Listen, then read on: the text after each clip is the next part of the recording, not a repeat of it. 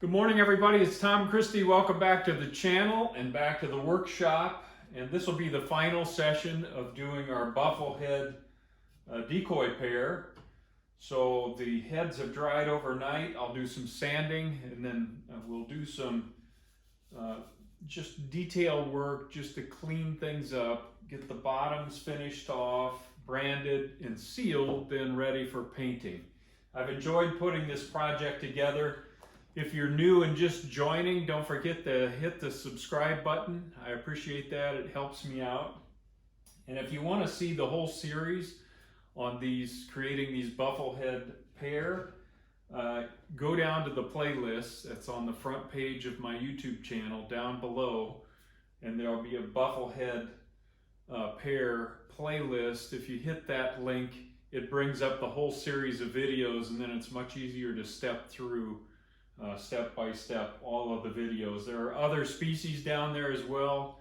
There's a wood duck, there are mallards, there are canvasbacks, and it's just an easy way to access the videos that you're looking for. As I continue to put more and more videos on the site, it may get difficult to find what you're looking for. The playlists are really key to that and should be very helpful. There's also a playlist on general painting topics. So if you're looking for a painting specific topic, hit that playlist, it'll pull that up. And then there are just generic carving topics as well that are not a specific bird, but just kind of generic approaches to designing decoys, making patterns, things like that will be in that playlist. All right, let's get started on finishing these Bufflehead decoys.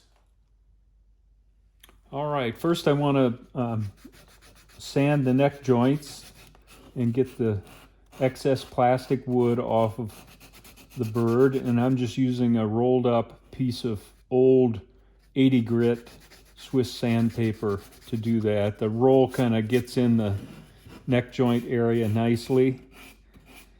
And you may choose to use something less than 80 grit. Since this is old, it's not as sharp and aggressive as it used to be, and I find that works pretty well for this purpose.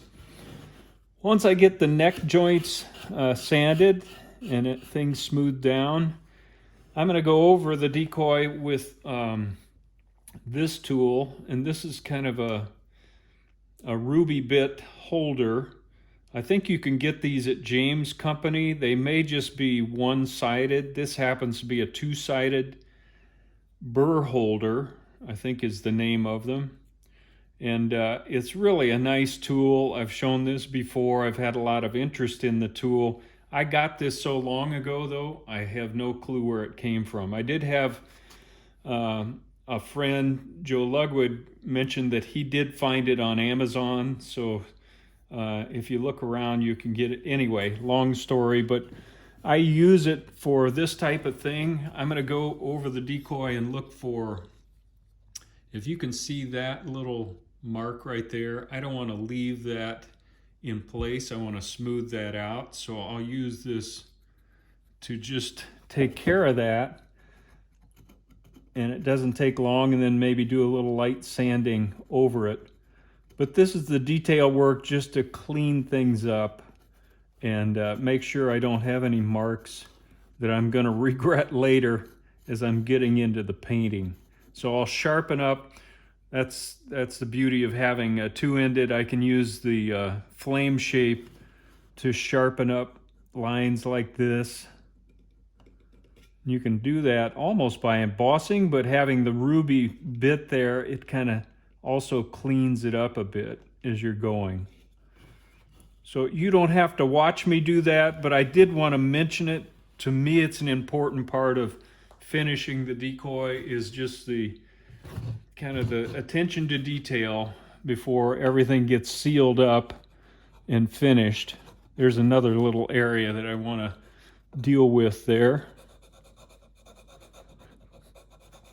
So I'll get those things cleaned up, and then we'll get the decoys ready to paint.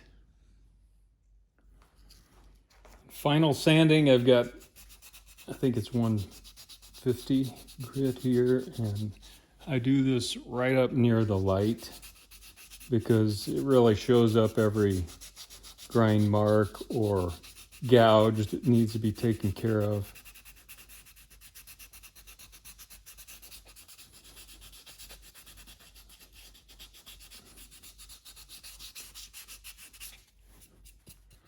So I'll keep working that. There's a few places here.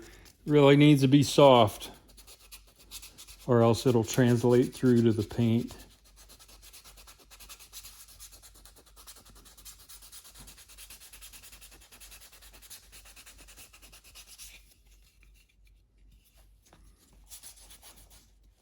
There's a little gouge right there.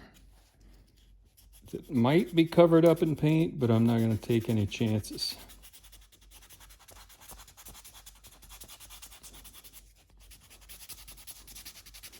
And then I did have some spots on the neck after I sanded that I needed to go back and just reinforce a little bit on both.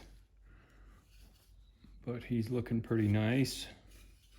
I'll get that sanded off, and then we'll get to the finishing the bottoms. I'm fortunate enough to have a belt sander to do this job. You can do it with a sanding block. It's just a little slower. Or a hand sander, if you've got that, works well too. But I'm just sliding the Decoy back and forth over that belt just to take the roughness off the bottom to smooth up that Tupelo. And this takes a little while, depending on how rough it was to begin with. And I've got my respirator on here. Get the other one. There's a shot of how rough the bottom is to begin with. And that's typical of most Tupelo blocks. They come with, they're not milled to a finished dimension.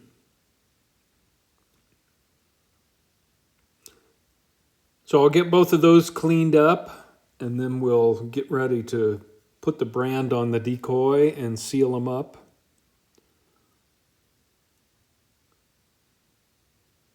There, that looks nice and clean. Now I want to get the decoys branded with my maker's mark.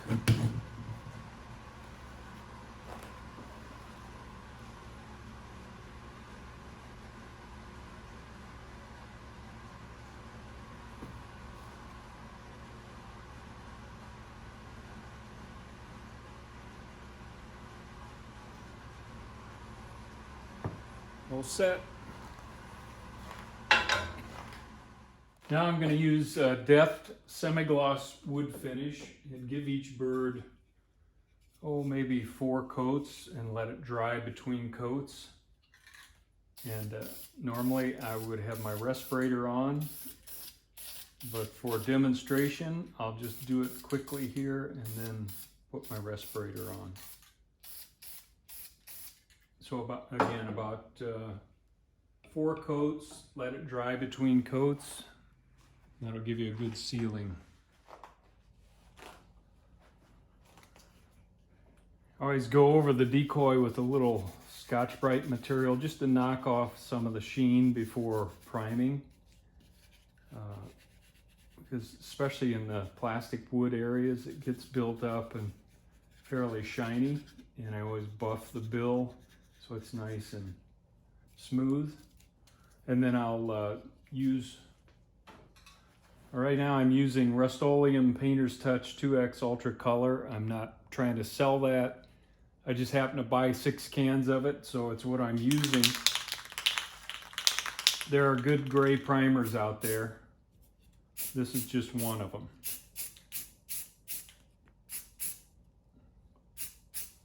So I'll go around and get the bird primed, and then we'll take a look at it.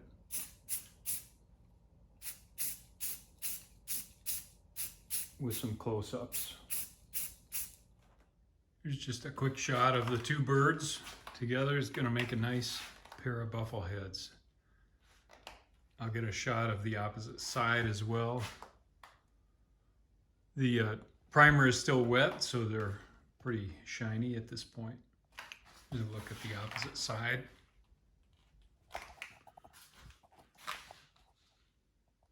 front. All right, everybody, that's a wrap on the Bufflehead decoy pair project. I've enjoyed putting this series together. You may not be doing a Bufflehead right now, but the series will be there when you're ready to tap into it, if and when. And please share the channel with other people that enjoy carving or might want to carve.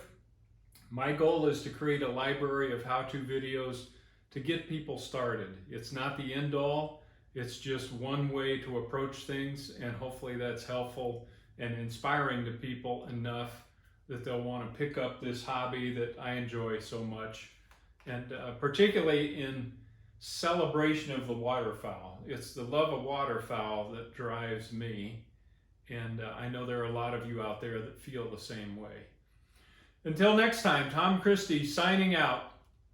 Talk to you later.